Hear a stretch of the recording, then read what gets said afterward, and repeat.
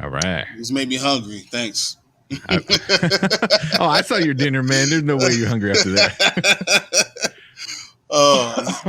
I'm always hungry. Yeah. Like, look at the Hulk. Always angry. Always exactly. hungry. It's a secret about me. I'm always hungry. Like, we got to make like a mascot, just like a fat man mascot. Like, I feel like that's something the mascot would say. That's so perfect. Like yeah.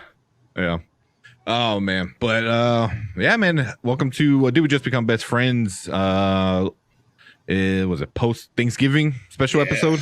So yesterday was Thanksgiving, and I was holding on to that remix for a while now because I was like, perfect time to use it. It was perfect. I mean, honestly, it was making me hungry. I was looking at my play. I was like, man, that's what I need. Especially after our draft, after our Thanksgiving food draft. Oh, that's perfect. Yeah, that was Martin, man. Martin comes up with some great ideas. So anybody watching, if you want to always check us out, we do football stuff. So we did one on Thursday morning where we helped out anybody who had questions for their lineups, fantasy football lineups. But we also did a turkey Thanksgiving draft that was that was pretty awesome.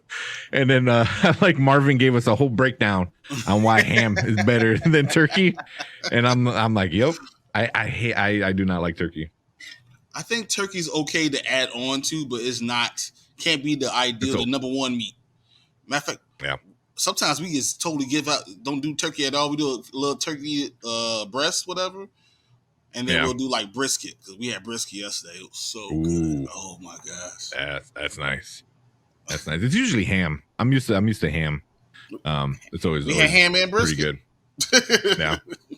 Man, there you go, man. You got you got the turkey, you got the cow, you got the pig. Just take all the animals, Come on. All the farm. Yeah. Oh, so I'm assuming you had a pretty good Thanksgiving then?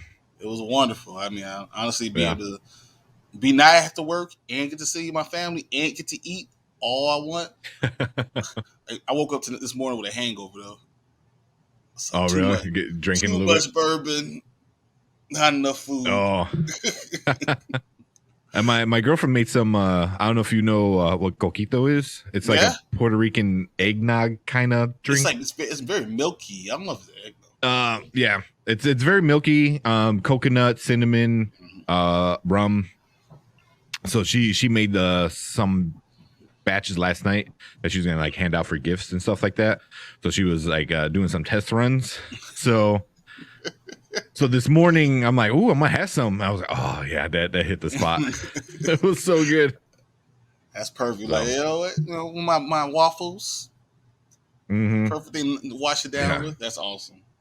Yeah, it's like alcohol milk. It was just it's coconut. Oh, it's so good when it's made. I had some bad ones, but yeah, she made a really good one. But yeah, man. So the big thing that happened this week, for like the nerds, was Hawkeye came out, episode 1 and episode 2, which was pretty awesome. It came out on Wednesday, so the day before Thanksgiving. I don't know. I mean, there's been a lot of people talking before. I don't know if you read any of the pre-release kind of stuff that they're like, oh, instant classic and this and that, and people, you always got people saying it's great, and then another group saying it's the worst thing ever, and then a lot of people in the middle. So, how do you feel about it? Yeah. So for me, I liked it. It's not my favorite one so far, not yet. It could be kind of a slow burn. Like the first few episodes of WandaVision were setting up everything. Mm-hmm. And I feel this one might be doing the same. I know we talked a little bit before we went live, but it was more, the first 2 episodes was more Kate Bishop than Hawkeye. It was definitely her story. So I'm hoping going forward it's going to be more Hawkeye, and his balance too. Issues. Yeah. But I mean, what about you, man? They did a really good job of kind of humanizing Hawkeye. Let's put the spotlight on Hawkeye not having powers. I think that was really cool, kind of showing like everything he busts through glass, it hurts. When all those things are blowing up, he's going deaf because, you can't hear anymore because of all the stuff that's happening. He's just a regular dude. Everyone talks about Hawkeye being just a regular guy, and that's the joke. he really is just a regular guy. You know, he's Jason Bourne with an arrow, just a dude. And I think that was kind of cool. But I didn't really like the whole. I feel like Kate Bishop was getting very annoying already. Yeah, especially towards the end of the second episode, I felt like, because I kind of watched them both and kind of just bled into one big episode for me. Yep. But yeah, she was a little much at times. Yeah, it's like, man, I understand she's like, young and everything, but it's like, come on, just don't do this right now. Not right now. Yeah. We just tell her something. You wait until right now. Daddy. Come here. Go ahead. Yep, tell me. Your iPad and your car. Okay, I'll get it. Okay, go upstairs. Yeah, that takes forever. All right, I love you. Go. You want her huggy? Yes. I love you. Go upstairs, please. Who doesn't love huggies? Yeah. Hi. All right, get out of here. Go, baby. Hurry up. She didn't even want to hug. She's like, it's my chance to be on camera. Exactly. She was like, she snuck downstairs. Was like, I know Daddy's on the show. Let's do this. But as I was saying before, I was really interrupted. I feel like she was a little annoying. She was doing things that are just a little childish, which is fine, whatever. And I felt like, I don't know, we get into the actual episode breakdown, but some things just walking into things that just didn't make any sense. How she was able to walk into these situations. Yeah. I mean, I don't know. I think one thing I read was like, oh, privileged white girl was able to do whatever she wanted to do. I was like, yeah. There you go. Which is kind of like true. I mean, but what her mom said, she was like, rich people think they're invincible, and rich people and kids think they're invincible, and you're both. Yeah, you've always been both, so you think you're super invincible, and nothing knocked her back down. I just thought that was kind of weird. Yeah, I did enjoy that part where they at least kind of mentioned that, like something like that, like, oh, you're a teenager, and every teenager-ish or younger, adult kind of thinks like, the world's never going to end. They're invincible.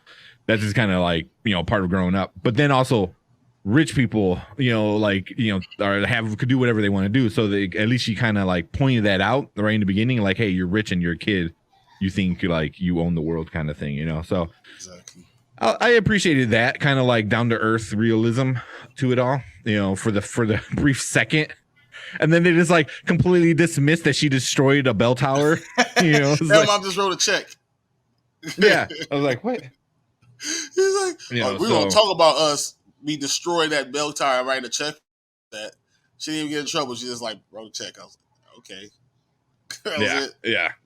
They canceled her credit cards. I was like, huh? Okay.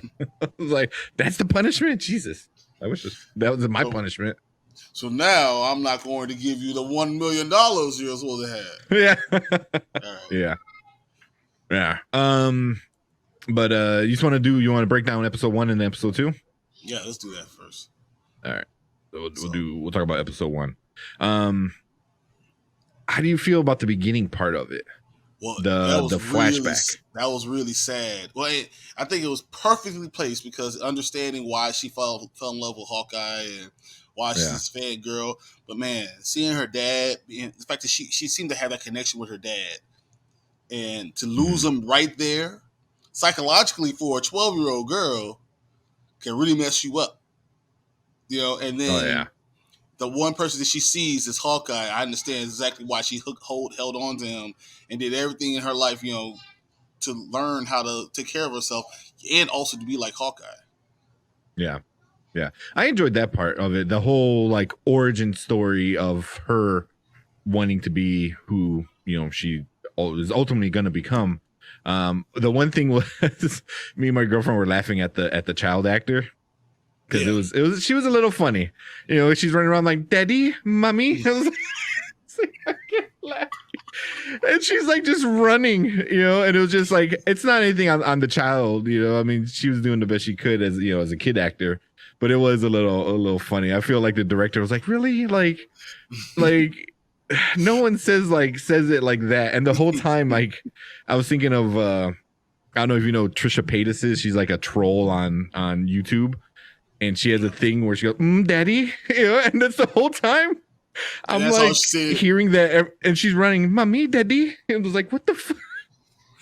So that was a little funny. That it kind of took me out of it a little bit because it was just so exaggerated, over the top. Well, my wife said, "Where the hell is her mom? What mom will just be sitting there, right? Like, what?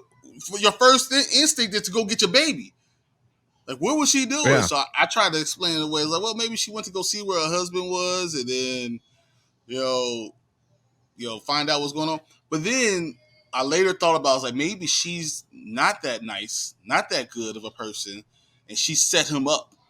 Like, she knew it was kind of she took advantage of the situation because they were arguing right before the whole thing happened. Yeah, and she's like, "Oh, we're going to sell this place. We want to do all this stuff," and maybe she took advantage of the situation and got rid of him. That's what she was doing. Possibly. And then that's because we'll revisit that later in down the line. That was another thing. Yeah. The first thing I thought too was like, she was literally like a few steps away from her. They were in the kitchen together like 10 seconds ago, not even 10 seconds. It's like, I was like, I'm like, why? How did she leave so quick? Where did she go? So, but I didn't think about that. That could be a thing. Yeah, they were arguing and not being good. That's interesting. I'm kind of curious. And then also, she's a big actress. I can't remember her name, but she was in The Conjuring and stuff like that. So it's not like a little actress that they got like off the street. Like, no, she's pretty well known, and a big actress. So I mean, if they don't give her like a pretty big role, I thought that'd be kind of. She has to have a huge. Yeah, that's what I think. She has to have a huge thing. Yeah. So yeah, because I'm sure she's not cheap. I'm sure if it was gonna be something small, you can get somebody for a lot cheaper.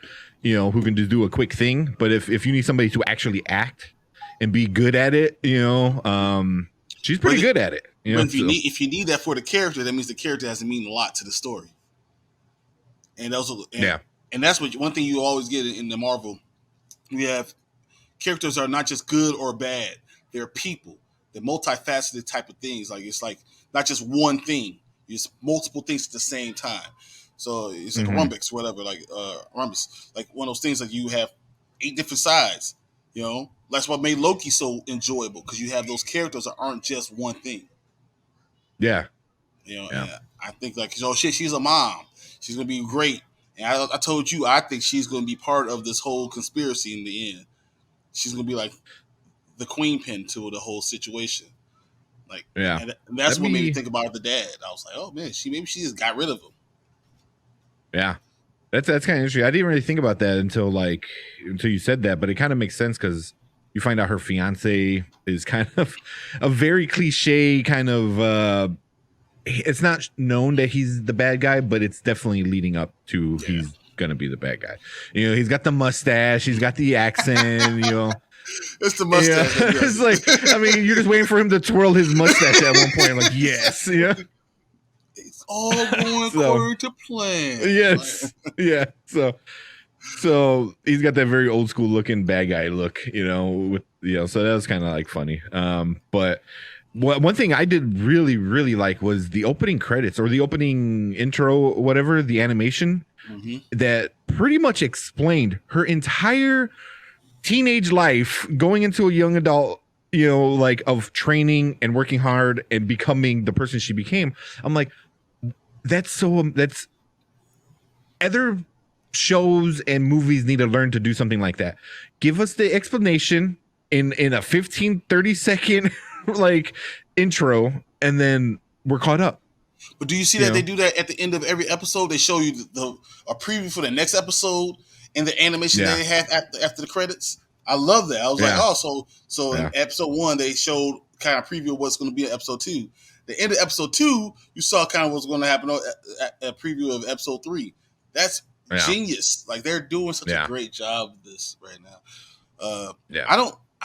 I don't like the episodes as much as you do right now because I feel like, as I told you, I thought they're too long.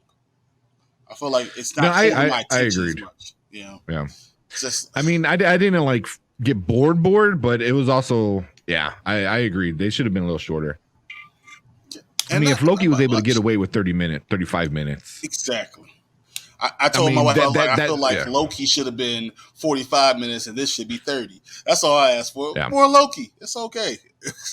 Yeah. I mean, because even like WandaVision, I think WandaVision and Loki were all about 35-ish minutes. I think there was a few that were a little longer, a little shorter, but around there.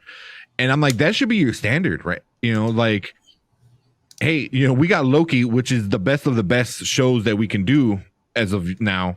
And that hit 35. There should be no reason why we should go over 35. You know, maybe for the last episode or maybe just for the first episode because you need to do certain things. But besides that, like everything in the middle should be 35. With Hawkeye, it's all about branding. Yeah, that was kind of funny. We saw that in the trailer last week. What did you think about the Broadway show? Oh my God, that was so cringy, and it was just. And I know it's obviously on purpose to be cringy like that to make you be like, ugh, because like you want to feel how he feels, like. Because as a fan, you like lived through that, you know, through seeing the characters do what they did. So you get like the emotion behind it all rather than somebody just telling a story of like, they saved the world. Yay. You know, so it's like, it was really, really funny, cringy, and kind of like, ooh, you know, it's just icky. It was so funny because he was like, yeah, Ant-Man wasn't even there. I don't know why he said that at all. Yeah. He's in the song because it rhymed. Yeah, what it was, you know. Yeah, but then there was also like him seeing the actor who played Black Widow, you know, kind of triggered some like PTSD kind of stuff. So I think that's definitely going to be a thing going forward. That's exactly what I said. I said that's PTSD. I was like, Hawkeye's going through PTSD. He's trying to be there for his family, but he's also dealing with all the stuff that happened in his past, losing his best friend. And it's what I thought was wonderful is that his wife totally understood it. You know how like some women like, yo, what's wrong with you? Why can't you be here being now? She totally understood him. Like she's like awesome. I was like, man, you get wife of the year right there. But it's also like I think one thing when my girlfriend's like, oh, see, they don't keep secrets from each other because that's a big thing you see in movies and TV shows. You know, like if you ever watch Supernatural. I watched every episode of Supernatural. Every single episode ever of Supernatural. Yeah, okay. I haven't watched the last season. I need to watch the last season. I don't know how it ends. Not yet. Man. I just haven't had a chance. But I watched all the rest of 15, 14 seasons. I literally cried. It's terrible. Did you? I'm gonna watch. But the big thing in there is the two brothers who say they love each other. They consistently, all the time, every moment they can lie to each other, and it causes problems, which is part of why the show is good, is because of all the problems. But it's also that's a big thing in most TV relationships and stuff like, you know, is keeping secrets and stuff like that. And it shows like here, like he doesn't keep anything away from her, you know. Like he even said like what movie you're gonna do, and she knew what it was. You know, it's like that's how intimate they are. Is she knows his job as almost as well as he does. She might not be able to do it, but she knows it, you know? That's it's like she's his ground, you know, like his ground wire, like she's the one that keeps him okay. Yeah. And he can totally be open with her. That's awesome. You know, yeah. You know, but he is able to keep secrets because no one knew his life out of the Avengers Tower in the previous movie in like Age of Ultron. So it's like it's not that he can't keep secrets. He just, like, him and her are completely honest with each other. And that moment really proved the point, you know, it's like she understood that he's still upset about losing Natasha, you know? And I mean, like if the person you're hanging out with all day is Scarlett Johansson, every single woman is going to be like, I can put a tracker on you, you know, like, You know, so but I mean that's just how much they trust each other. Like he Right. knew like Those cold he nights in wasn't gonna do anything. Sokovia. Yeah. Not once, you know. I think that's awesome. So I think I just that episode being or that part being really quick. Yeah, I thought that was really like it told a lot between their relationship, you know, that she knew everything. So that I liked. I love their relationship though. Did you catch that whole thing when she was like, "You're gonna take us to a secret building or secret lair in the Avengers Tower?" And he real quick said, "Oh no, Tony sold that about 5-6 years ago." Yeah, because everyone thinks of course, the Fantastic Four, that's gonna be their tower, and before that, Kang can have it. So I mean, there's so much right there. It just was like a little flyby, but just like all type of information within that little tidbit. I thought that was pretty cool. Yeah, because in Loki, I think in when the world where everything like goes after they're zapped, there was like the Stark Tower, but it said Kang on it. Yep. You know, so like that was kind of interesting. Like I hope it is the Baxter Building, for the Fantastic Four. Yep, dude, that'd be pretty cool. I mean, that would make sense kind of tie it back because Kang and the Fantastic Four, all that stuff is all tied in. So I feel like they do such a good job, and such an Easter egg that they drop that won't even come out for like 3-4 years. And they're like, "Oh, you remember when we said this?" Boom, we were right there. Or just like when Spiderman flew through the old Avengers Tower, and you saw that it was no longer said Stark Industries anymore, but you couldn't see what it said. Those type of Easter eggs are really cool. Yeah, I'm excited about that. For sure. I'm trying to think of other Easter eggs they did in the Hawkeye, like specifically episode 1. I mean, they didn't really. I mean, just little stuff like so she comes home. She says, "Hey, Mom, what's with all the swords all around the house?" Yeah. Because her mom is dating this guy. The guy probably most likely going to be sword master. That's who he is. Yeah, I thought that was kind of a cool little thing that they dropped in. And then even I know in episode 2 when she was fencing him, and I was like, "Oh man, you're so good. Oh, you got me. Oh, you got me again." And then like she finally tried to stab him in his face, and he just disarmed her so fast, and that the thing was just sitting there spinning. That was amazing. It's how good he is. He did it without even thinking about it. Yeah, and that's gonna be. I think he's gonna be an interesting character. I hope he's just not a boring one, that just twirls his mustache kind of, thing like I said. But I think he's gonna be more of a guy that fights with words and money and stuff like that instead of actually physically fighting. I really think he's gonna have a showdown with Barton. Oh, that'd be nice. Because he has the sword right now, the Ronin sword.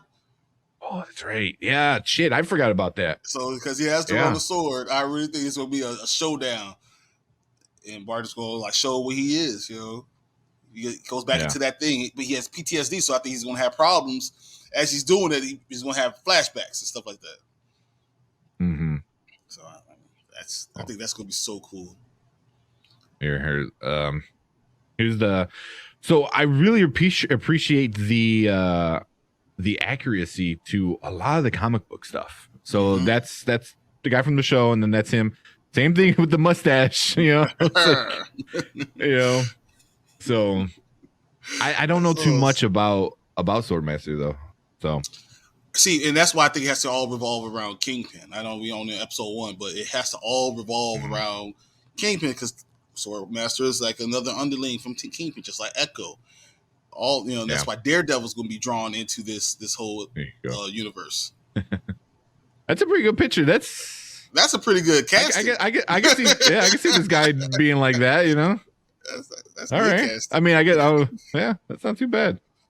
I don't know too much about him. I gotta look him up a little bit more and see what's going on. But that's pretty interesting. But Kingpin is definitely gonna be. I think this whole show is gonna break down into different parts. I think the first 2 episodes are obviously Kate Bishop. I think the next 2 episodes are gonna be about something else. then after that, 2 more episodes are gonna be something else, and I think the last 2 episodes are gonna be. Can he make it home? No, I think it's gonna be White Widow. I think she's gonna play a big role. Yeah. Towards the end, it's gonna be towards the end. There's no way. Maybe unless they have something bigger, like if they bring Vincent the whatever the guy from Hawkeye. Mm-hmm. Go You- upstairs. I'm on tell mom. Go. Thank you, man. Upstairs. Take it upstairs. Go now. Please. Go upstairs. Fine. Thank you. She wants you to play with her or like go get something. Go get something. She was like, "Can you go get something right now?" No. Oh, Like please. from the store? No, like from the car. Oh, okay. There's 2 adults upstairs. She came down to me. So, Only you can get it. Yes. All right. Thanks, babe. That's funny. Yeah, but like I honestly, a lot of these characters I don't know too much about. Like Echo, I don't know too much about. Swordmaster, Echo, you saw in the Marvel thing how they're going to do a whole series on Echo. Yeah, she's getting her own show, her own like spinoff, I guess, at this point. So, the only thing I did know, like you said, is the Echo is linked to Kingpin. Yep. And Echo's actually big into Daredevil. Yeah, he's deaf, which he's blind, and it's big into that. Yeah, and she's not always bad either. And that's why it's gonna be interesting to see her at her show. Yeah. I don't know too much about her, so that's definitely somebody I want to look up a little bit more and like read into, But just the comic book, they kept it very close to the 2011 Hawkeye series. I mean, the logo straight from it, making him deaf, or I wouldn't say deaf, hard of hearing, where he has to wear the hearing aid and stuff like that. I thought that was really cool. Like you said, it really humanizes him. Mm-hmm. Like he can't just fall through a building and get up like Captain America. I'm fine. Yeah. Oh, okay. No, he's like, oh, that's another thing I did. Like I liked Hawkeye taking care of Kate Bishop, and he's showing her the right way to stitch her face and stuff like that. Like the things that he's had to learn that only he and Natasha really had to deal with. Everyone else is a superhero or a billionaire genius, philanthropist, everything God type guy. He's just a regular guy with regular money and all that stuff. So that was interesting. Yeah. One thing I did see, but I haven't really thought about was how uncomfortable he was accepting anything from everybody. He was totally uncomfortable. Like they're like, "Don't worry, your bill is on us," and he's just like. I thought that was really interesting that he felt that way. Yeah, which is very interesting because he's being given all these freebies, and then you go to Captain Falcon Winter Soldier, Falcon, and I mean he can't even get a loan. He can't even get a loan. He's like, I'm not even asking for free money. It's like Tony can't just give it to you. Can't just like sell something. Tony can't just he don't have like a 401k for you guys.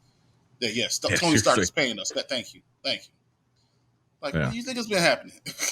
Yeah. So I mean, definitely like that's really interesting. He's watching Broadway shows and like getting a nice hotel and private cars to the airport, and Falcon is like barely getting by. His own terrible boat. Can't buy the boat. About to go into foreclosure of everything. Yeah. So it's I thought that was like kind of interesting where like, hey, they're all part of the same group, but even them, then they get treated a little differently. So I think they're gonna play into that a lot. Yeah, they're gonna play into a lot. I think, going forward once they start kind of mingling together again, because right now they're kind of starting over, so everyone's doing their own thing, and then slowly they're gonna start to mingle. Like Spider-Man's gonna be the big one. But yeah, I don't know. So, but how would you rate episode 1 with how it ended, how it went? Episode 1 is a supporting episode. I think, as I say, you say the first 2 episodes of Wanda, I rated a C. average. It's a supporting episode, but it's important to have.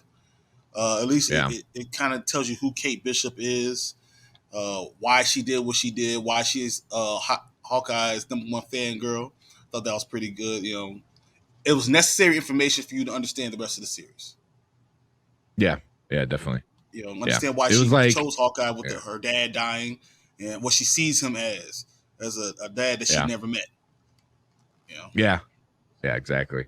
It was one of those episodes where like it's not entertaining, but it's gonna have important information. So it's kind of like, and I wouldn't say it wasn't like entertaining, but it did have its good parts that were kind of funny, and good. But overall, it was just kind of like you said, an average kind of episode. It didn't really like wow me or anything. It was just a setup episode for sure. We got a comment. I don't know if I missed it. There we go. Hey guys, I don't know too much about Hawkeye, but it seems like he's got survivor's guilt for sure. And it'll only get worse as the season progresses. I think so. I think it's definitely gonna. That's gonna be huge, and I think that's why you said White Widow's gonna be there. I think that's going to be huge into that too. Yeah. He might feel like he might be guilty. I could see that guy. The way Jeremy Renner is playing it, I could feel that him being so guilty, saying that, yeah, I did cause this. Even saying, this is my fault because I couldn't save her. Like, he probably feels that way. Yeah, I couldn't stop her for doing it. So I could see him totally falling into that. Yeah.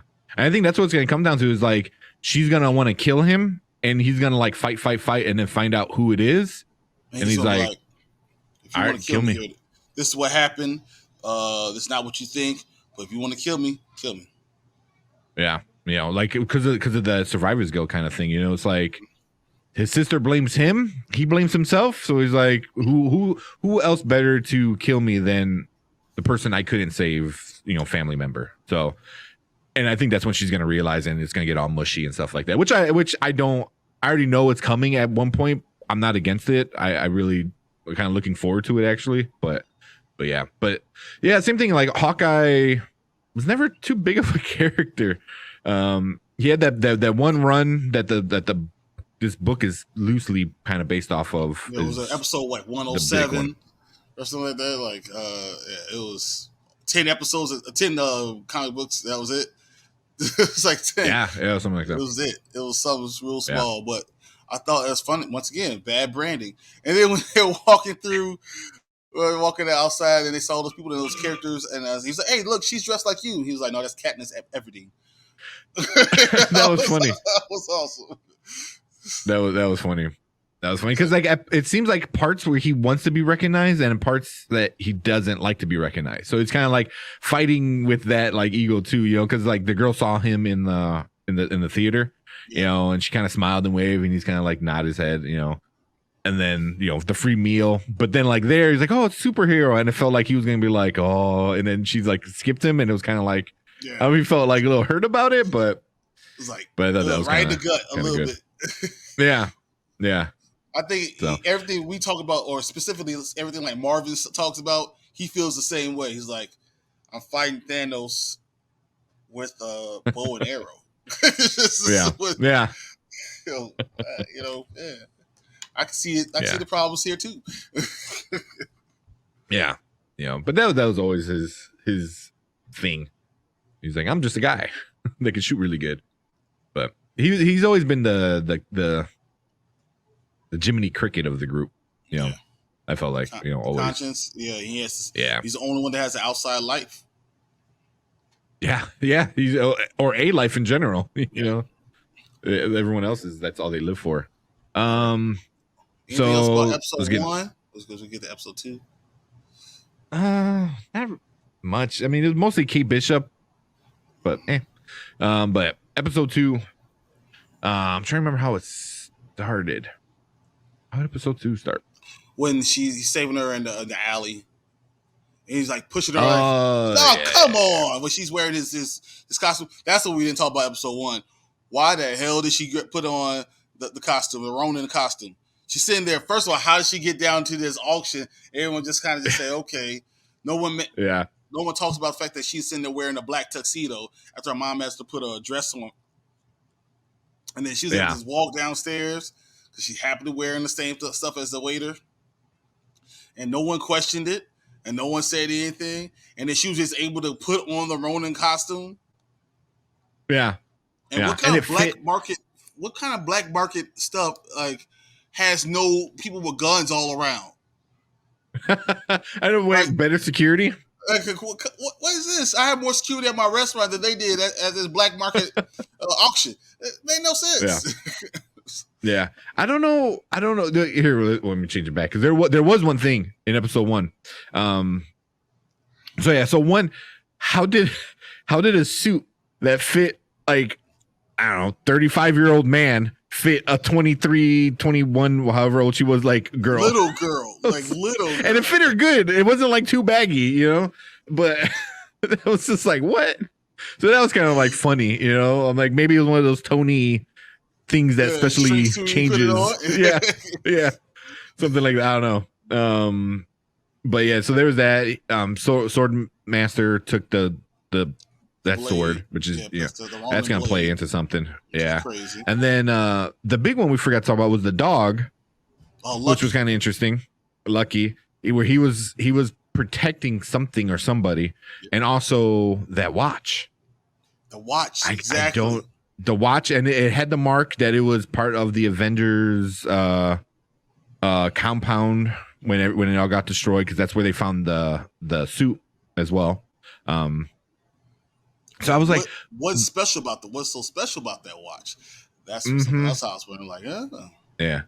The only thing I can think of is Iron Man. It's got to be something with Iron Man. There's something in there that, like, there's some Iron Man tech, because I feel like Iron Man made so many bad guys, either intentionally or unintentionally. He's made so many bad guys that, everyone wants his stuff to be the next big bad guy. So that's the only person I can think of. But I think of Iron Man 2, but I was thinking also of, think about the glasses from Spiderman.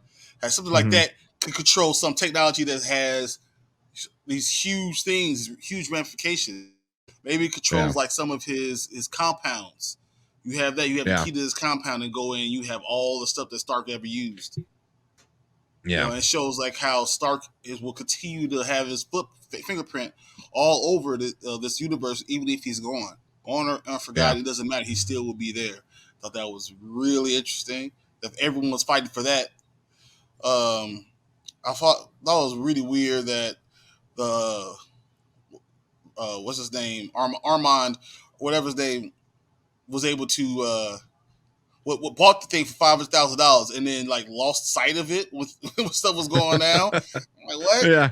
And then Swordmaster goes to get the blade and no one's paying attention. Just grabs it. Yeah. Like, what kind of security is it that someone can just go grab it? Just thank you. And then Kate Bishop looks this is on the floor. On the floor. Like, let's put this on. Okay, thanks. I'm ready to go. That's the comic book like suspense that you need to have, like suspense of belief kind of thing. Yeah, it was kind of like, I think they were just trying like, it's a lot happening. You won't think about it, but it's like, it's the only thing that's been bought. yeah. It just started. It was like, no, that was the dinosaur head. The dinosaur head, yeah. So for like a couple million or whatever, and then it was the blade, which I didn't know it retracted. They never talked about that. Yeah, they never showed that. So that was kind of interesting. So I'm like, so it's got to be pretty techie, at that time, because he didn't do that on his own. Yeah. I mean, he's smart, but I don't know if he's that level kind of Tony Stark smart, But even his arrows are from Tony Stark. It says Stark Industries on the arrows. So I mean, like, this has to be from Stark somehow. I mean, he still got Shield. I mean, he got a lot of goodies from Shield. So I don't know if Shield was still around. And I don't even know how that works out because I'm gonna let him be Ronin. Maria Hill and Nick Fury were both dusted. So. Yep. I don't know. Maybe he just went into Stark's house and like made a fancy suit and fancy sword and went on a killing streak. And you know how I don't know. gullible Spider-Man is. He's like, hey, let me just give you the suit. Here you go. I'll make it for you too. Here Yeah. you go. Yeah. I mean, if it was that intuitive where Spider-Man can make a suit, and he's just a kid in high school, then I'm pretty sure then, now that I think about it, that a international spy for the past like 2 decades can figure it out. Yeah. Ooh, it's so funny. It's just so funny yeah, how many maybe. people he killed. And then what about what are those things? Those whether the jump suit, The tracksuit mafia. Tracksuit mafia. Oh my! I was like, what, really? I guess. Yeah, like I guess if that was in the idiots. comic, I don't remember. It was very silly. I remember something about it, but I didn't think that was like going to be a big part. Like maybe these guys are. Or first of all, they're stupid. Like they throw on that lit bottle, and he just caught it, threw it back at him. It's just like this is stupid. Yeah, they're very. It was very funny, but it was also like it kind of shows you like, oh, like they're a dumb gang, kind of like that, because at the end of I think that was enough of episode 1. Yeah. Because in episode 2, he kind of gets caught on purpose, and the whole time they're like, oh, look, it was really easy. I was like, really? It's like no one's asking themselves, like, really? All I had like to do was go hit him one time, and he came. He fell down. That was great. Great. Yeah. So how'd you like when he goes back and gets the suit from the burning apartment? It's gone, and the firefighter that does LARPing has it. It's like, why I thought it was pretty awesome is like the little things that you saw, how quick Hawkeye is, and how good he is with a sword. Even though he was just kind of just whatever, he was killing those people like no problems. Yeah, like doing Matrix and going. Like, this is nothing. Okay, like he could have killed everyone and won the whole LARPing things. Like, yeah, I won. Give me this. Yeah. So it was pretty funny that like he let the other guy win, So it's like he's serious, but also like he knows what to do. Like he knows how to play the game. That's what I feel like. So it's like, all right, fine. We'll do this so we can get it done faster, and then I'll get what I want from it. Rather than I feel like he could pull the card and decide like, I'm an Avenger. Give me the damn suit. Yeah. Where you're like, you shut up, give me the damn suit. All right. No, he was a good guy about it. So overall, Clint Barton is good. Barton's a good guy. Yeah. He could have been something else. But I took that scene like, he's a good guy. He's not gonna like go in there and be an asshole like probably Tony Stark probably would have. Yeah, Tony Stark would be like, what? I bought this whole thing. Give it to me. yeah. But then also it's like I feel like he's still a spy where he's like, okay, I don't want to cause a scene. I don't want to make a big scene and people that shouldn't be involved or start getting involved. So he kind of that's what he kind of got a little bit of both for me. It's like, oh, he's not an asshole and he's also a spy. So he's like, all right, let's just do this so we can keep it quiet real quick. Yeah, he knows I go with the flow and still get what he wants at the end. Where they're like Tony Stark would be like, yeah, no, that's mine now. Shut up. Give it to me. I feel like, so very Bruce Wayne. Exactly. Like little people, get out the way. He realizes these little people still have lives, and he's probably jealous of half of them, like they're able to live their life. And he has respect for the firemen. But I do have a problem with the fact that Clint was just able to walk into the apartment wearing a firefighter suit. Just walk in and take it, and then he walks out. He takes it all off and puts his stuff back on, and just walks off. No one says anything ever. I'm like, what? Really? This is how easy it is? And that's all right. Yeah, that's what I was like. I'm like, part of it was like kind of funny, but I was like, there's no way it's that easy. I get he's a spy or whatever, but I was like, no, there's like what? It's like it was kind of like funny. He just walks up and grab, and there happens to be like the jacket in the truck. Okay, maybe, but then just a helmet laying wherever it was on the bumper or something like that. It's like, okay, what? Okay, there we go. Yeah. And then he walks out and just takes it off and no one says anything. He just puts it up and all right, there you go. Walks off to the sunset. Yeah. That was kind of like it's like, all right, that's how easy it is. Okay, I got you. Yeah. Yeah. Yeah. Especially like in New York, the firefighters are just that like Yeah. Careless. Okay. Like, what was it? New York? Yeah, it was New York. It was New York. And that's the other thing I saw about the Kate Bishop. Who is stupid enough to steal the Ronin, the most rogue guy ever, like killed all the gangsters, and goes back to their apartment wearing the suit. Yeah. And That's then what I leaves said. the apartment still wearing the suit. Uh-huh. Right. Like, you did what you did. I mean, but I don't know if that's her being a dumb kid, like dumb and young, or what. But it was like, do what you got to do, and then once like she got out, take it off. Like, just throw a jacket on or something, like cover it up. Don't wear the mask and the helmet or the hoodie the whole time. I'm like, what? Like, are you it's like Batman walking to the front door of Bruce Wayne Manor, open the door with his key, walks through and then closes it, and then walks out like without the mask on, like, what? It wasn't me. Yeah, he still got the cape with a cup of coffee, looking out the door. Just no helmet. Yeah, I thought that was kind of silly, but like, and that was the first thing I thought. I'm like, she got followed. Like she walked into this place with it on. The tracksuit mafia. Yeah, which are dum-dums, which we find out. Oh, so, yeah. So, and that was a pretty badass apartment. I was like, that was a really cool apartment. So, and they never really talked about what her dad was doing. Because, I think she said, I inherited, but she inherited from her dad. So her dad had that apartment. What was he doing in it? What did her dad do before? I think we're all going to find that out too. I think that's going to be all part of by her mom is this queen pin. Yeah, that's interesting. I didn't even think about her, but it makes sense. It makes sense because even the other apartment, what was it? She said it was her aunt's apartment. Yep. Or something like that, where she couldn't get in through the buzz door, so she had to like pretend to buzz somebody, and they let her in.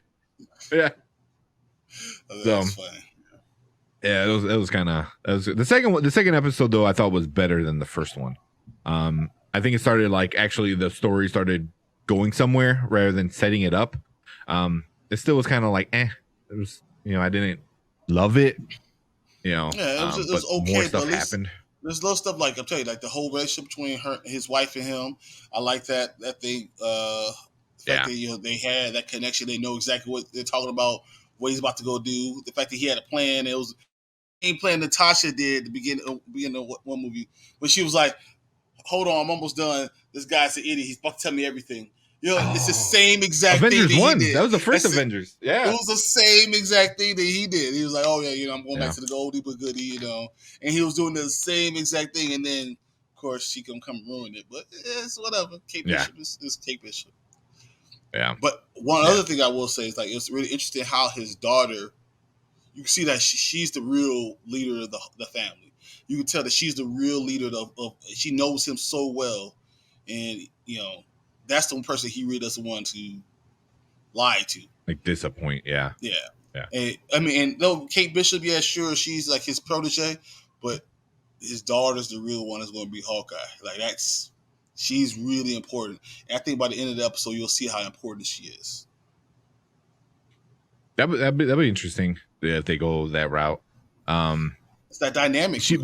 I mean, Kate Bishop was good, but she's not anything to compare to what Hawkeye's daughter is. Yeah. I mean, also it's just a different dynamic of what they want from Clint. It's like, Kate Bishop wants to like, hey, teach me, train me, show me everything at any cost. Where the daughter is obviously like, no, be safe. Are you going to get hurt? I love you. So it's more of a caring, and I don't want you to do this anymore kind of thing. I don't know. I think the more episodes we go into, I think Kate Bishop is going to see Hawkeye like a father figure, and even because of that, all that, and think that's going to create a little friction, just a little bit. You think so? Especially if the mom does become a villain, she's going to be pushed away even more, and now she's going to really be with that family and that. She's gonna be like an adopted daughter, which could really upset, his real life, or not real life, but his real daughter, who was also great at archery because he was showing her how to be archer, and as we all know, becomes Hawkeye. Yeah. So I'm just saying, like, this is all, all tying together. It's so mean. The family dynamic is tough, and that's why I also thought that was really great to have at Christmas time. Because when you think about Christmas, you think about family, you think about all that, and this is upsetting the apple cart a little bit because he already lost that time with them. He's trying to make it all up, and once again, she's ruined his Christmas doing this. Yeah. But now his daughter's going to try to have to welcome her. I think that he's going to making it home for Christmas like by episode like 4 or 5, and then there's going to be more after that. Yeah. How many episodes does it even have? I'm guessing 6, but it might be 8. No. It says 6. 6. There'll be a six total. Yep. Does that make sense? sense? Yeah, I can see that.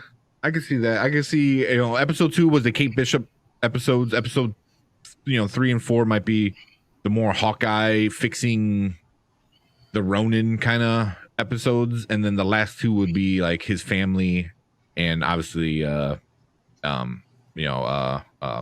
Yelena, which is Florence Pugh, White Widow. So, but I mean, you got very strong actresses in this one. Haley Steinfeld. She's Kate Bishop. She's usually good in a lot. The one that made it really big was the Bumblebee movie. That's the kind of the big one that kind of got her in the spotlight. But she's done a lot of other stuff. I like her. I think she's a pretty good actress. I think that's what they're doing. I think Marvel's doing a good job of finding people that are strong actors and actresses that are able to do a lot. And that's what I felt about Kang the Conqueror. I feel like they went and found a strong actor that's going to be able to do so much.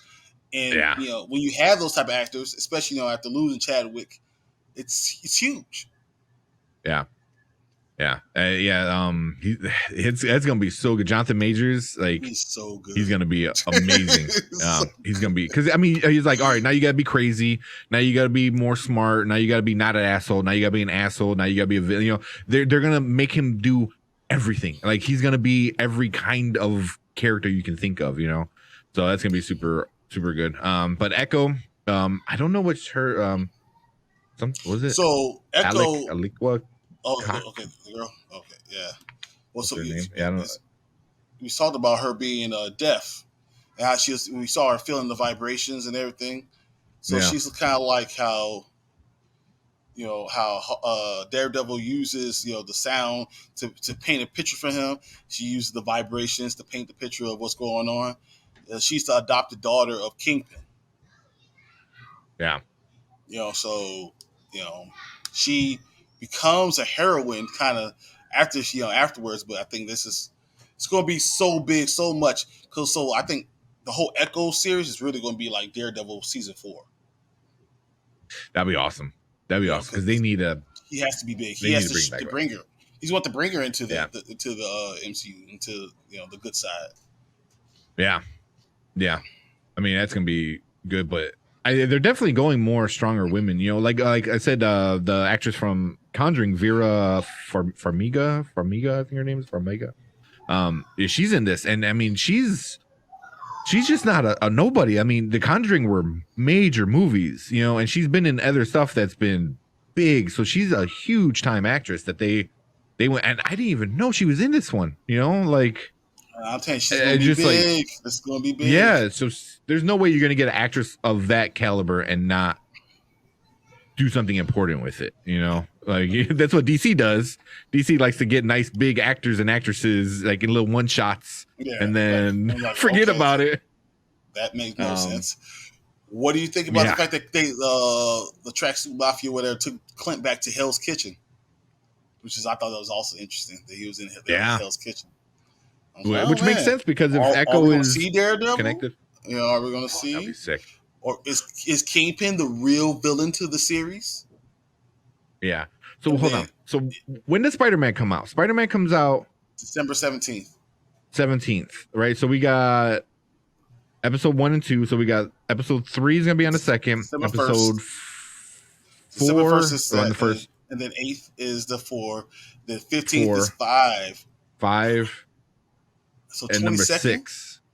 The 22nd is the week after Spider-Man, unless they do on the 15th. They do a double unless episode. They do a double episode, which I don't think they would. Well, they're but I wonder, they're not telling you when things are airing yet. They still don't not tell you. Yeah. Ooh, I don't know, because that'll be like Spider-Man's a good time to introduce December somebody. 22nd. Is it? There you go. Yeah. So I mean, introduce them, and then I mean, Marvel has their stuff planned out that close, and and they know how to do it. What That's if like the end episode of Spider-Man has everything to do with episode 6 for Hawkeye? Like the last episode? Yeah. It helps set it up. So like there's a scene afterwards that's so going to prepare you for seeing for Hawkeye. That's going to be like so cool. Yeah. I mean, that'll be good. I wouldn't mind seeing that, because Kingpin is huge. Universe. You already got so many people. It's all there in New York, so it all makes sense. Yeah. And you got. I mean, I don't know. It's like Vincent D'Onofrio. I keep forgetting D'Onofrio, something like that. He's such a great actor, and that had to have been. That's perfect casting, by the way. That was the best Kingpin. I mean, Michael Clark Duncan was amazing, but he was also a little goofy. Yeah, and that whole movie kind of sucked. But Kingpin. I mean, you think of Kingpin, you think about Enter the Spider-Verse. So big, so strong, so everything, so smart, so connected. That's what he is. I think that's yeah. So I mean, there's no way they can. I mean, you got great actors that play these Netflix people that are definitely going to come back. Daredevil, Charlie Cox has already said he's going to be in this movie. There's a lot of rumors he's coming back. You got Echo, that you said that brought Clint back to Hell's Kitchen.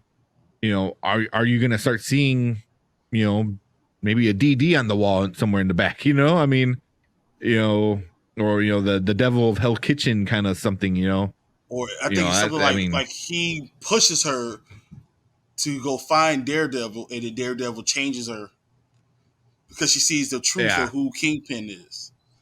I mean, it's all going to be connected. We know that. Yeah. I mean, that's not too bad, because I mean, I watched Shang-Chi a few days ago or whatever, and it's kind of the same thing, like father, son, and then the father or the son starts to find out who the father really is, so they could do something like that with Echo and Kingpin and stuff like that. But speaking of like casting actors real quick, on Disney Plus they have I love watching the making of. Mm-hmm. They have the whole making of, or it's called Assembled or whatever, and they have the one of Shang-Chi. It's like an hour long. I loved it. It was so good. And there's a part where they talk about, here's this casting person who she's the one that finds all these casting. And so it was so even Kevin Feige was like, her and whoever project she's working on, find the people, but she's been finding all these amazing actors, for everything. How can you know this much? I mean, how do you know these actors? Some people you pulling out of nowhere, and you're like, well, that was perfect. Like, you don't even see it. Yeah, because you get one or two things, because Florence Pugh, the only thing she really did was not Hereditary. No, Midsummer. Yeah, that was the big thing. She did other little things, but nothing as big as Midsummer. So, but yeah, she just keeps finding these great people that are just perfect. Even for me in the beginning, I was Robert Downey Jr. can't play Tony Stark. That's stupid. And then he is Tony Stark. You never realized that it was him the whole time. It was actually exactly. Him. Yeah. So I mean, Oscar Isaac as Moon Knight, I think is going to be amazing. So it's this one lady is the reason why we have these great casting. So I know we kind of get into the end of this thing. I want to ask you a question about Keanu Reeves.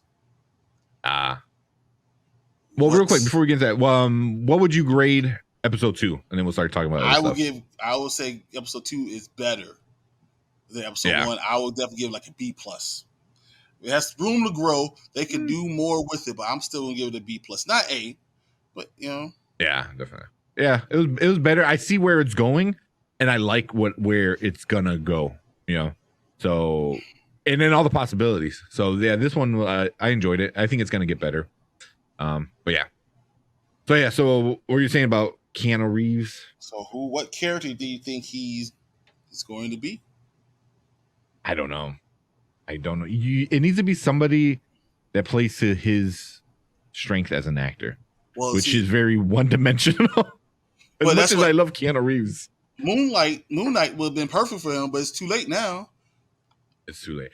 Think about Moon Knight is literally John Wick. Yeah. It's like, yeah. But it's like multiple personalities, so you got to be able to like be this person, but then switch it to like. He could be Keanu Reeves. He could be Neo. He could be John Wick. He could be what am I forgetting? What's one of my favorite shows ever? Oh my god! I was just thinking about. I just watched it. The next one. What's that? Bill and Ted. It could be Bill. Ted. It could be Ted. Yeah. Yeah. I don't know what he would be. I don't know what he would be good at. The only thing that it could be right now is Ghost Rider. At this point. Yeah.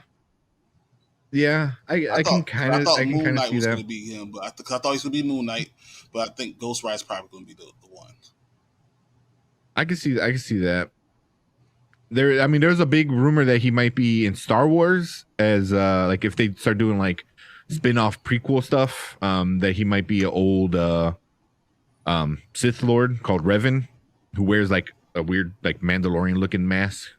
Super cool character. So that's a big rumor too. I don't know. Ghost Rider would be okay. I don't know. I think I need to look at more of the whole lineup of like I've got this picture of Keanu Reeves just up. I would need to look at a lineup of all the different characters because I think it would need to be somebody made specifically for him. Like spoiler if you haven't watched Eternals, but at the post-credit scene, they introduce Eros, Star Fox, which is Thanos' brother, who he's very seductive, sexy talk kind of guy. And they got Harry Styles to play it, which so good. It seems silly, but it's like very perfect casting. It was like, so somebody like, oh, here you're gonna play this character that's basically you as a superhero. And I feel they need to do something like that with. So how do you him. describe him? Well, he's basically you. Yeah, with a fancy suit. So, yeah, I don't know. You need to find something like that with Keanu Reeves. It has to be someone like Neo. It has to be that. It has to be that specific. Yeah. It can't be Gambit. Too like exaggerated. It can be Gambit, I guess, a little bit. But he's not. Maybe. But he's really Canadian, not. I don't think he's not too good with accents. Yeah. Granted, a Cajun Bayou accent isn't too hard to do, but I don't know if Keanu Reeves pull it off. It just seems like no, that's not right. That's not. I don't know. Yeah, you just need to find something for him. Like people are like Wolverine. I don't see Wolverine. He's 55, and that's the thing. Like what can he do? It's maybe 5 years of it. He's not Samuel L. Jackson, who seems to age backwards. Samuel L. Jackson's like 73 years old. He's like 73. Damn. He doesn't look 73 for sure. It's like I don't know. Yeah, I don't know. I think he would do something, but I don't know. I think it would have to be good for him, and I think he knows that. Like, I don't know. That's something I would definitely need to think about and figure it out because he was really good as Constantine, and I loved his Constantine. I love that movie. I thought that movie was good. I don't care what anyone says. I thought he was good. Oh yeah, like my girlfriend never watches, so we wind up getting it and watching it, and I'm like, that's got to be one of the best interpretations of like Satan or the devil or whatever ever. God. Just in the white suit and kind of like dark gunk off on him, and then it was just like, and then the actor perfect. I was like, that's just the perfect ever. When you're gonna do something, and in Constantine, I felt it felt good. Like it was like it fit him. Continue it. I can't believe they didn't continue that, because that was so good. But like I said, leave it to DC. You killed Shia LaBeouf. You killed Shia LaBeouf. People have been trying to do that for years. You know what his name was in the movie? I can't remember.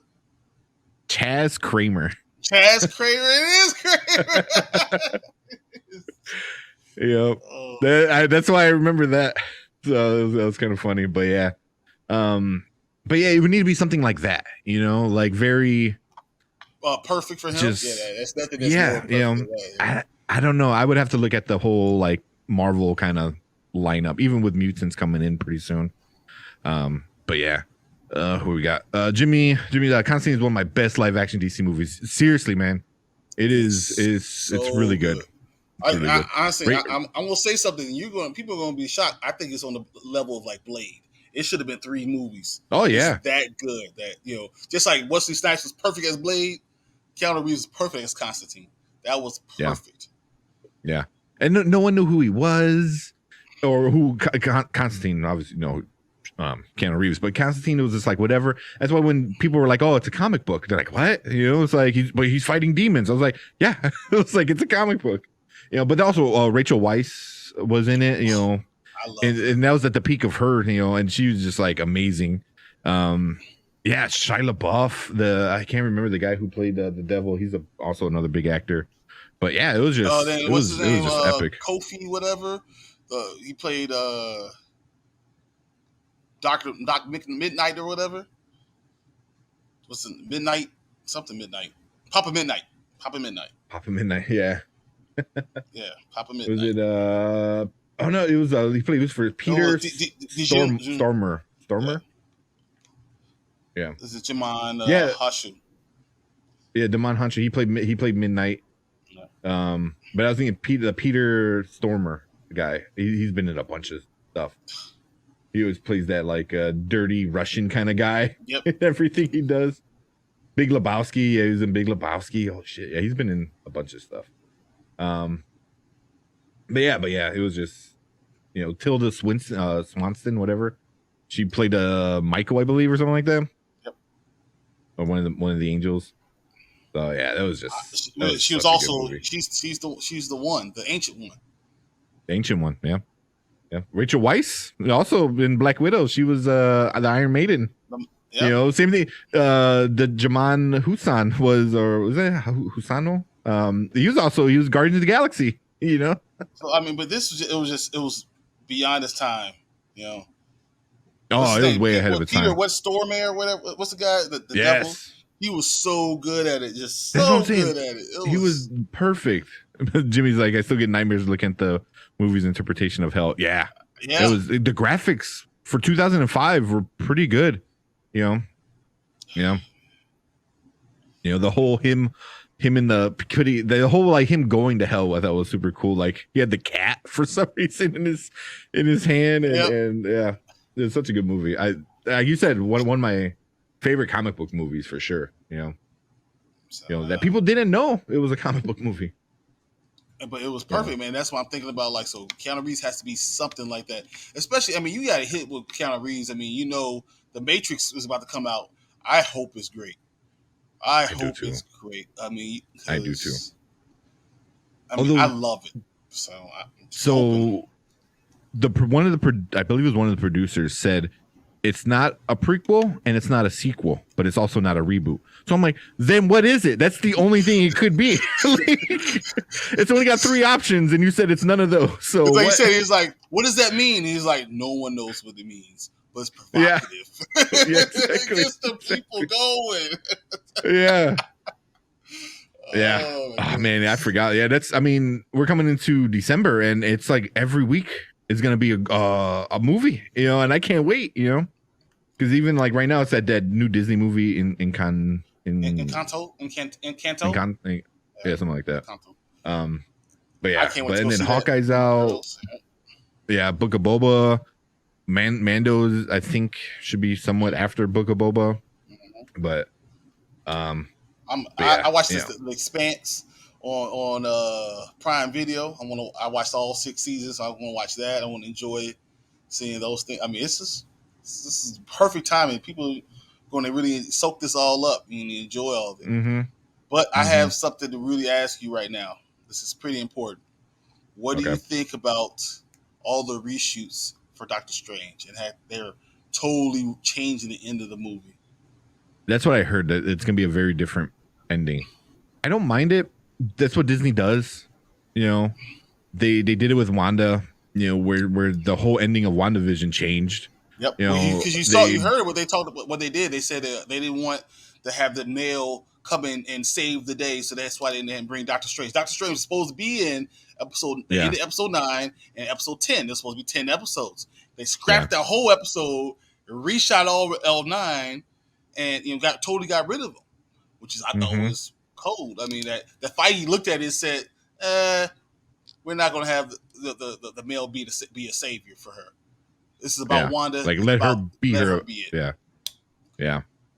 You know, that's a bold call. I don't mind that, but that's what they do. Same thing with I just found out not too long ago that they changed the entire ending of they changed the Hulk ending of Age of Ultron because of a rumor, and I didn't know that. So there was a rumor that Sony was going to make another solo Hulk movie. So they injured him permanently. Yeah, well, no, of Age of Ultron. So they sent him to space. There's like, you're gone, like, and no one knows where you're at, you know, until the Ragnarok, you know. So, but that's what Disney does is like there's a rumor because they don't own Hulk. Universal, I believe, it still does. Then they just buy Universal. I know, right? Like here's a week's worth of money that we made. We own you now. Go away. But. Yeah, but that's what Disney does is like a rumor that there's gonna be a new movie about the Hulk that they can't stop. So they ended the Hulk just going in a plane somewhere, you know, like at the end of Age of Ultron. So like that's awesome because then you can bring them back at any time, anywhere, which is what they did, you know, with Ragnarok, and it feels perfect. But that's what they kind of do. You know, they film the movie and then last second they're like, oh wait, we got to do this now. You know, this is going to be better for whatever. But I think a lot of it has to do because of the whole Black Panther situation going on. Yeah. Is now it's like it's blowing up. When you saw E-Man on Dinner Nerds, I was like, uh-oh. Oh yeah, that was awesome. I did not see that coming. I was like, because I love Den of Nerds too. Because he was always kind of for the recast. He was more like on the middle, you know. He's like, I get it. I wouldn't mind him recasting it, but then we brought E-Man there. I was like, oh, look at that. Right. Yeah, that definitely changed his mind, you know. And then, that was super awesome. That was really cool of him because I think Den of Nerds got a 200K, almost 200K, you know, and E-Man's about almost 100K. So. You know, that's a whole new audience of nerds. You know, it's all the same kind of people that, you know, love all the nerdy stuff. So, but also not the whole, also the T'Challa thing, but Letitia Wright. I forget. I think that's her name, right? You know, she keeps getting injured or hurt. I mean, Black Panther is on hiatus indefinitely. How right much now. do you think that is real? Like, because they said that she got injured and get out of the doctor like the same day. So she was able to go home the same day. So what same day injury do you get that you got to take 4 months off? Yeah. I'm just wondering. You know, I'm just saying. Yeah. I think that Disney was like, no, we got to figure out a way to get around this. And if they're going to change all of Doctor Strange, they're willing to change all of Wanda. They changed the end of Spider-Man. They recast. They said spent $40 million and finish the end of Spider-Man. I don't know. I think they'll change the whole plot line of Wakanda forever. Yeah. I mean, and that's one thing. Like even E-Man was saying that like that's what they do. That's what they do. They can change it last second. You know, and that's what they might be doing right now. You know, is exactly. They say, okay, no, you go back and rewrite some things. We're not going to have her. We're going to try to figure this out. And that's probably why they take this hiatus, and that's why I won't start shooting until February, because they're on a fast track to get everything done. And they have a whole production company that comes in and does all these reshoots. You know, they do it real quick. You know, yeah. But also, that for me, that's like my hope. I'm not holding my breath, but that is my hope. Is so Black Panther's on hold for a while. They changed the whole schedule because of it, and Doctor Strange, the Multiverse of Madness, is doing more shoots. Maybe they're bringing in a different T'Challa from a different world. From a different. Yep, that's exactly what I mean. That's maybe my hope. I mean, I'm not, like I said, I'm not holding my breath.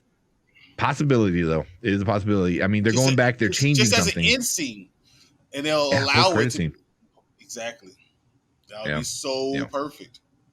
Yeah. So I mean, they're already doing stuff like this in the Spider-Man film. So they're showing it's not impossible.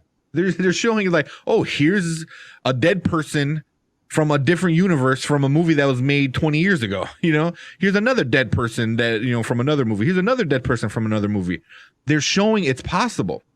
And it's so annoying that if Marvel doesn't take advantage of it, it's kind of silly. It's like, you just showed us how much everyone loves T'Challa as Star-Lord. So it doesn't matter if he's Black Panther or not. You're showing us that you're able to bring back dead people from other universes. You're literally setting it up. Like, what? Like, I don't get it. But they go so hardcore. Exactly. Just do it, man. Stop with the like, oh no, we didn't even think about it. I'll stop all that. It's like, so this movie's on a hiatus now. And then we decided to think about it. And now we yeah. It just like everything to me seems like it's lining up except for what they're telling us. But all their actions and what they show us on their shows and pushing everything back, reshooting scenes, in the Multiverse of Madness, the one guy who can control the multiverse kind of thing in a movie where he's already going to have people from the multiverse showing up. It's like, it's walking like a duck and talking like a duck, but you're saying it's not a duck. I was like, come on, you heard it quack. Come on, we know. Yeah. It's not a platypus. All right. Yeah. So that's my hope. But that's what I think they're shooting. Yeah, it's gonna be interesting what they're gonna do with it, because I think Black Panther is definitely their glue that could hold everything together going forward. Exactly. Or if they get some cheap dollar store shit and just like spit on it and hope it sticks, and it's not gonna work. And you have a chance to really bring out the X-Men the right way. Using Black Panther, using Wakanda Forever, you should have X-Men in that. Yeah, for sure. I mean, you get Storm, who's an Omega mutant, level. Exactly. That's a no-brainer. You already got Namor coming in, who's the first mutant. So you already got the first mutant coming into a Black Panther movie. I don't know. And Sir Patrick Stewart technically is a mutant. Yeah, if he does show up. I think that part of the reshoots are because he was doing his other show. What I heard. And all of a sudden he's free now, so they're doing the reshoots right now for that. So I'm just saying, Sir Patrick Stewart's probably going to be there. Yeah. It's a rumor. So real quick, so I know we've already been going for a while. Yeah. But we'll end at an hour 30. So like a couple more minutes. So, did you read any of the possible leaks of the Spider-Man? I did. Well, not the movie. I know we read like leaks of the movie and stuff like that, but directly related to Venom. I don't know if you heard or read about any of that. So I saw an article. I didn't read the whole article, but I saw Tom Holland with the black suit and the Venom type of blackness on him, and I didn't read the whole article. I just saw that. Yeah. So what does it say? So there's a link that or not a leak, but what I read about it, and other people making videos about it as well, that the post-credit scene for the Spider-Man film is gonna have this is all not verified. So if it is, sorry if it's real. If you don't want to know, then don't watch. Turn away. But yeah, turn away. Close the earmuffs. Exactly. But basically, the end of how Venom ended, where he's on the beach, you know, and now they know they're in the world of the MCU. So it's them, Venom and Eddie on the beach talking how great it is to be in this universe of all these superheroes. And they start reading on their phone. They're like, oh, look, there's this person, there's this person, there's this person. And then they get zapped away back into their universe. Which I'm like, what? But then they show there's a little piece of the Venom symbiote that gets left there. So that's like the link there. But I'm like, how I would be so mad, because that's 100% what a troll would do when they make like say you did it, but if they do that and then they go ahead and start, that's where you can have Miles Morales and all the other Spider-Mans from once again the multiverse kind of start working. Yeah. Working that whole concept into that movie, into that, and that's Tom Holland say he doesn't want to play Spider-Man that much more. Got to get Miles Morales one day into it. Seems like Sony, 100%. It seems like Sony and Disney have done another 3-movie deal. It's not going to include Tom Holland for 3 more movies, right? Yeah. I don't know. I don't know. Maybe because you got Secret Wars. Secret Invasion. Secret Invasion. No, Secret Invasion. Armor. Not Armor, because that's not really. But yeah, it's more Brody and stuff like that. But that whole idea of like him finding out there's this universe of like a world with all the other superheroes where it's just not Venom, and then they pull him back because Doctor Strange fixes whatever it is and sends everyone back home, and he gets sent without obviously making any kind of splash. And then for some reason, like one of the symbiote, like a piece gets there. Mm-hmm. I don't know. I feel that's very. Well, it would take away the best part. Was that? Yes, you could do that, and then send it back, and then of course now you have Morbius, and you have. Yeah, I mean, it would give you a reason at least why Venom might change his look to actually put the spider on. He's like, oh, there's that cool guy that I saw in the other world. So stupid. It would be so stupid, but I guess Sony does stupid stuff, so it fits. Yeah. But if that's true, I would be really, really, really disappointed and really upset. That you pretty much undid the best part of the last Venom movie. It was like, all of a sudden he's on this beach. You're like, what the hell's going on? And he used to see all this stuff going on, and then just kidding. And then sends it back. So it was like all he came here was to drop off a piece of the black stuff and then go back home, which is really kind of silly. I'm like, I don't know. But I feel like that's what Marvel might do just to screw over Sony. It's like, okay, cool. We got our little piece that we can hang on to for later. Here's Spider-Man. Here's Venom. Go play in the dirt over there. So go F yourself. Yeah. So I don't know. There's a lot of people saying like it's not true because the sources are not really reliable. They're not like people that said it, but I don't know. Same thing with everything else. Yeah, I don't know what to believe at anything anymore. I don't know about Spider-Man. I don't know about Doctor Strange. I don't know about Wanda. What if Wanda is not the bad person? What if Doctor Strange is the bad person and Wanda's the good person? What if Doctor Strange really is Mephisto? and we were all being fooled this entire time. There's so many things. We didn't know that Samuel L. Jackson was a Samuel L. Jackson. We didn't know any of this stuff, So I'm just saying. Yeah. People are still trying to figure out. I saw a TikTok today that they're still trying to figure out when was that not Nick Fury? When and somebody Fury said, whatever. Yeah, but real quick, there's one part that like it blew my mind, like legit, like how I no one's ever caught it except for at this time. In Captain Marvel, he tells her he can't eat his toast if it's cut diagonally. I think it was something along those lines, right? Yeah. Something very silly, very stupid. But then you go to Age of Ultron, right? It was Age of Ultron. Yeah, Age of Ultron, where they're at the farmhouse, at Clint's farmhouse, and he's there, like Nick Fury's there, and he cuts a peanut butter jelly sandwich, and he cuts it the way he said he can't cut it because he can't eat it. So it was like, I'm like, what? It was like, there's no way. That's so stupid. But it's also Marvel. It's also Marvel. So I said nothing is a coincidence. Yeah. Going back to like what you said, like where Hawkeye is like, oh, Tony sold that building. Yep. 10 years from now, it might make a deal. Yeah. So that was kind of interesting. So I'm like, shit. So is that not Nick Fury then? Just for a simple way that he cut his sandwich, Dude, so that was, yeah. It was on TikTok because I'm on like obviously like the comic Marvel TikTok. So everyone it always talks about all this weird shit. But oh man, so yeah, next week. yeah, I'm gonna go back and watch it now. Anything that you're looking forward in episode 3? I just want to see where we get to. Yeah, I just want to see where they get into with Echo. I want to see how far they go into the Hell's Kitchen. I want to know if Daredevil. I want to know Kingpin is really going to be involved in this. I want to see how far they go.